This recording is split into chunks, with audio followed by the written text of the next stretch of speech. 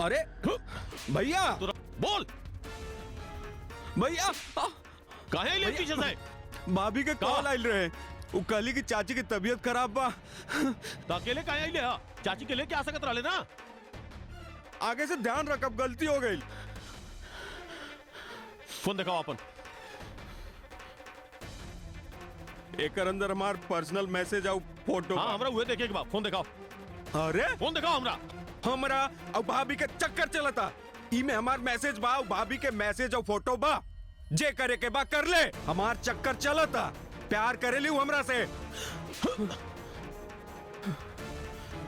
अबे ए, तुम्हारी हिम्मत कैसे फैल रहे? छोड़ हमरा के, छोड़ हमरा के, छोड़। चाची अपने भाभी के साथ? का अपन भाभी के साथ? हमरा तो बोलत के भी शर्म आता। हमें कह के छोड़ अपना। अरे अजय, जाके अपन घर पे अपन बीवी की संभाला पहले। कबो भी सांड खुट्टा से ना बंधेला, गाय खुट्टे से बंधेली। और पूरा मोहल्ला जानेला कि हमार बेटा कितना सीधा और शरीफ बा। और तू भी सुन ला देव, अगर आज के बाद कबो अजय के घर कदम रखला ना तो तू हमार मरल मुंह देखबा। रितु, रितु,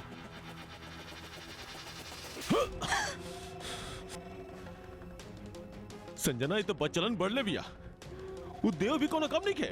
वो खुद मल्ला सा कि दोनों के अफेयर चल रहा बा। ओकर फोन में ही दोनों के पर्सनल पिक्चर्स तक बा। झूठ बोला था वो। अगर ओकरे फोन में हमार पिक्चर बा तो चली दिखाई हमके। और कितना जलील करबू हमरा। मन करत तोहर अभी गलत दबा के मार डाली तोहरा। भैया का कर रहल बड़ा? छोड़ो भैया, आपके हमार और माँ की कसम मत छोड़ दो।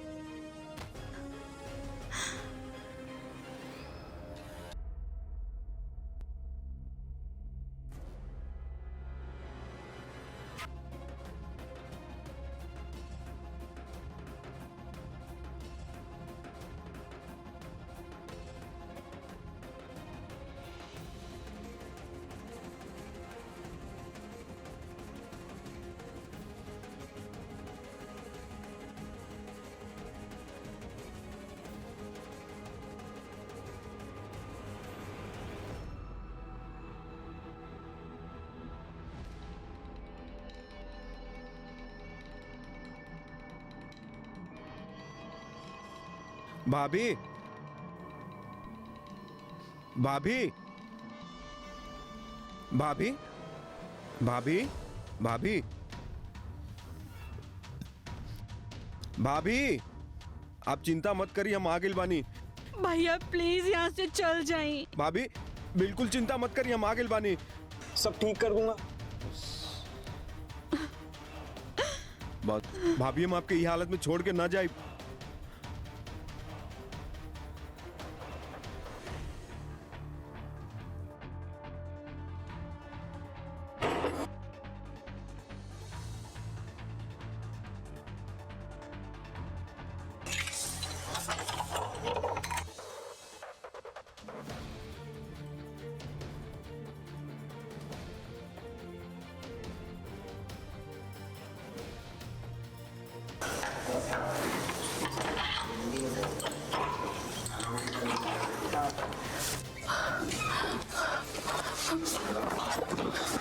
भाभी भैया प्लीज प्लीज चल जाइए यहाँ से। प्लीज चल जाइए, प्लीज प्लीज, हम हाथ जोड़ता नहीं। तू काहे डरे? प्लीज चल जाइए। हम है ना तोरा साथे।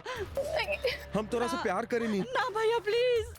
अब तो हम भैया के भी बोल देले बानी, वो यकीन कर लेलन। ओ हम सब संभाल ले, पर प्लीज हमारी जिंदगी और बर्बाद मत कर भैया। एक तो भैया भैया कहना बंद करा। तू बोला ताड़ तो हम चल जाए तुम्हारी जिंदगी से, मगर का सब कुछ सही हो जाए? कुछ सही ना होई, कोई यकीन ना करी तोहरा पे। हम सब ठीक कर ले, प्लीज यहाँ से चल जा। हम जाता नहीं, लेकिन तोहर ये आंसू के बदला ना हम भैया से जरूर लेब।